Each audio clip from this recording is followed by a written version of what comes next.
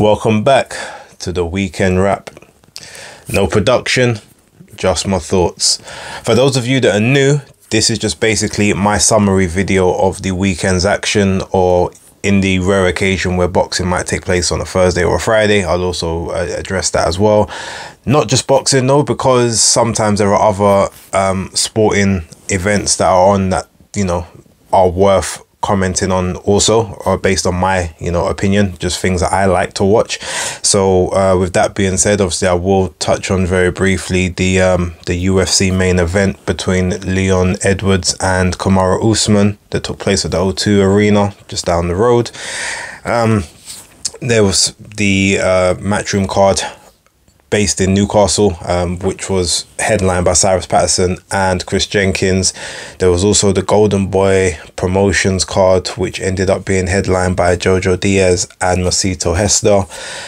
There was the Hardcore Boxing Promotions card that took place in Dubai, which was commentated by Miguel Flores and Floyd Mayweather Jr. And that, you know, Lucas Brown and Jerome Miller was the headlining event on there. And I guess also even though I didn't really see it, so I guess I'll just talk about that now. Jean Pascal lost to Michael Eifort last Thursday, just gone.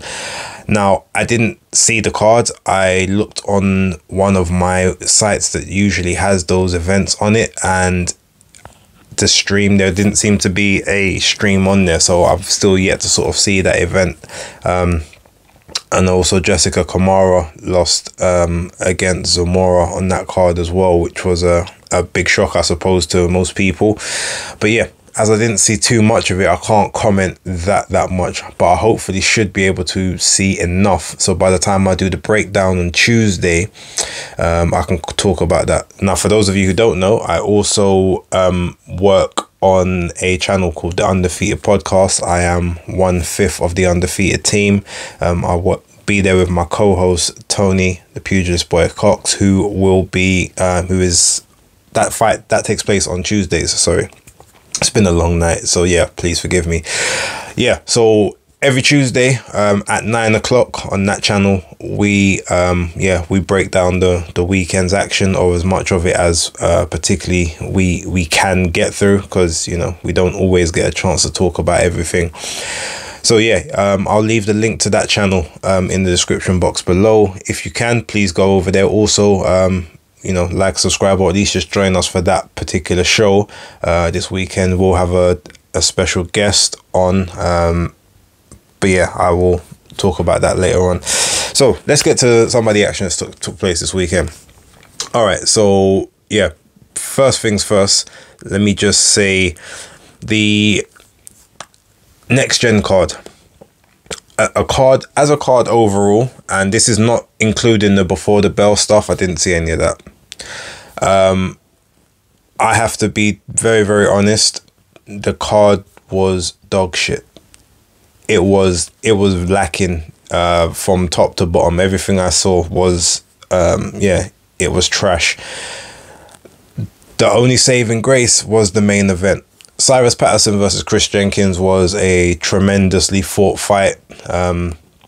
It was proper phone booth, toe to toe, end to end stuff, like from round one all the way to when it finished in, I think it was the 8th round, because it was a 10-rounder. Yeah, so from the first round to the 8th, it was, you know, toe-to-toe action. It was, you know, it was what you go to a boxing event to see. I know that a lot of us appreciate sweet science, hit and not get hit, like tactical battles, but you know, when you pay your money to go to an event, the first thing you really want to see is just wall-to-wall carnage in the ring, and that's basically what both guys delivered. And yeah, there was a lot of good quality counter punching. It was just sitting in the pocket trading. Again, I'll break it down into a bit more detail on Tuesday, but yeah, I really enjoyed that.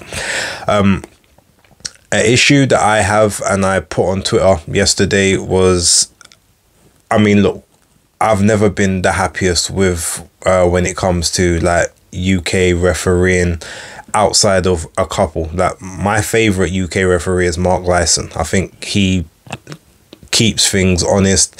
I think he lets action flow, and he very rarely jumps in unless like he really has to, from what I see. So when I see others in the ring, I'm always like, I just hope that we don't get a dodgy stoppage here. Now, as far as I'm concerned, there was two very dodgy stoppages that took place last night. Now, the first one was the Solomon Diaz versus I think his name's Carlos May. Actually, let me just double check the name because I don't want to be disrespectful to him. Robert. Yeah, Solomon Diaz versus Robert Ismay. Now, don't get me wrong. It was one of those situations where Solomon Diaz was in a fairly comfortable position. I mean, he was still shipping shots that probably he shouldn't have been taking. He got caught quite a few times behind sort of sneaky check hooks when he was entering into the pocket, when he was letting off his own work. But he threw a good couple of shots that rocked Robert Ismay. And, Ismay grabbed on, held on, and was surviving for a period of time. Then right towards the end of the bout, it was the end of the first round, I think. I didn't think it went past the first. But he basically threw a punch at Ismay, which obviously sort of wobbled him a little bit. But then they're both standing off of each other. And then the ref jumps in as Ismay's literally throwing a 1-2 combo. Like, he's still clear-eyed. He's at this point, his legs aren't like the sturdiest, but he's engaging, he's throwing back, and the ref jumps in and waves it off. For the guys looking like, what are you doing? Like, okay, I got hurt, but I'm still here, I'm still in the fight. And we see that kind of thing over and over again. It's like, let these people have a chance to, I don't want to say go out on their shield, because look, I'm aware that in itself is inherently, can be very dangerous and long lasting damage and whatnot. But the issue is, if you believe that someone is overmatched and not gonna win the fight anyway, then why are they in there?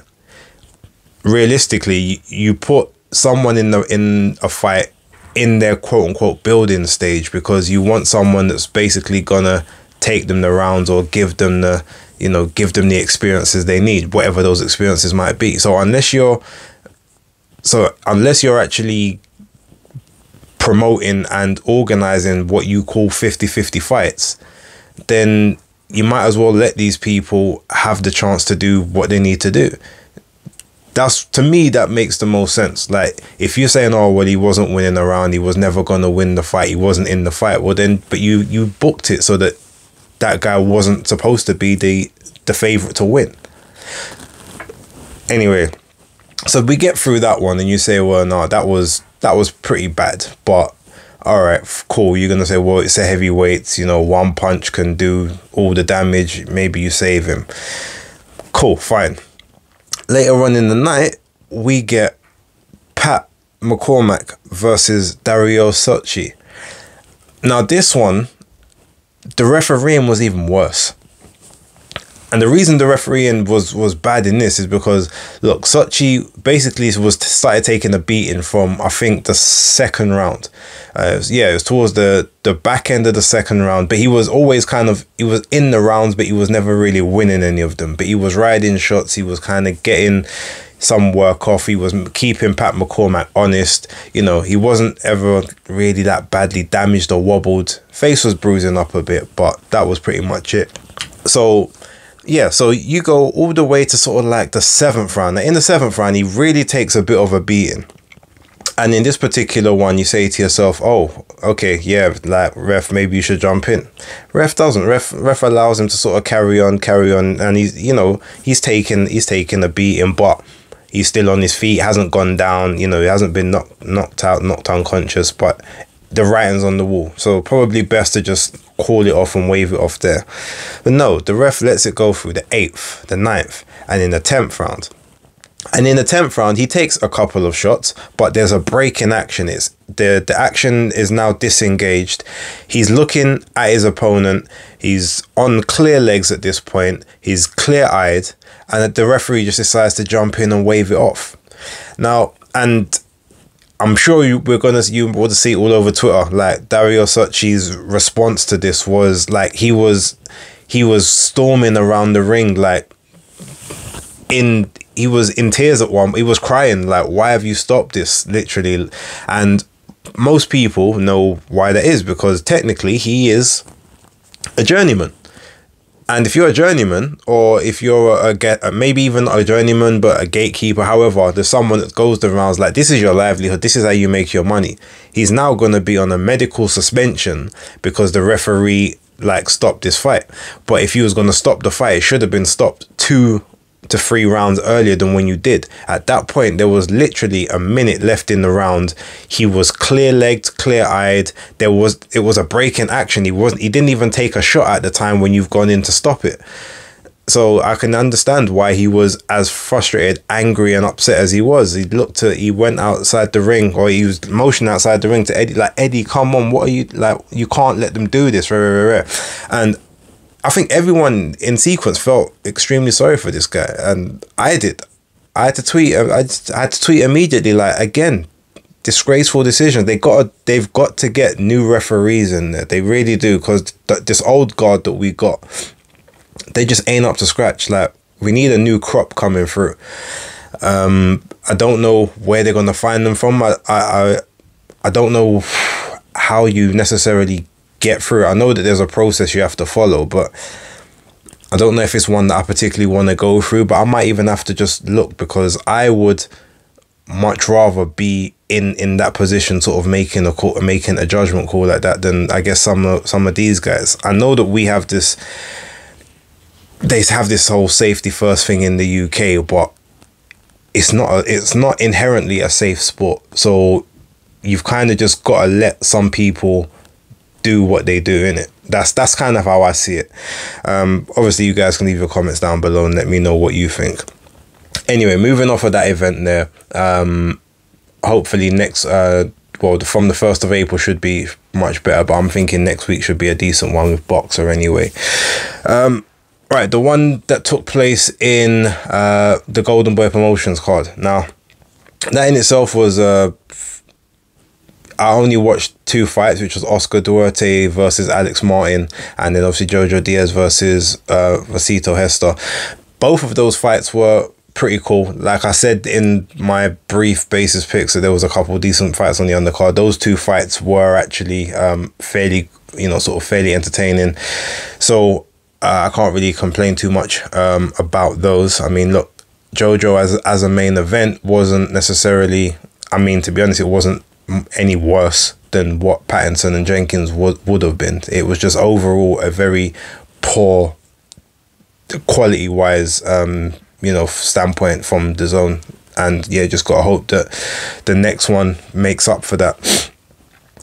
Going over to the Hardcore Boxing Promotions card real quick. I mean, that one was, I only saw the last 2 fights, which I think was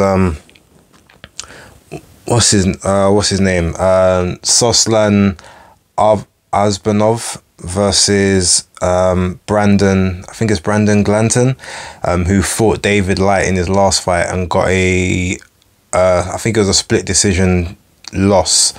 Now that fight was pretty cool, to be honest, at the cruiserweight limit. I quite enjoyed watching that.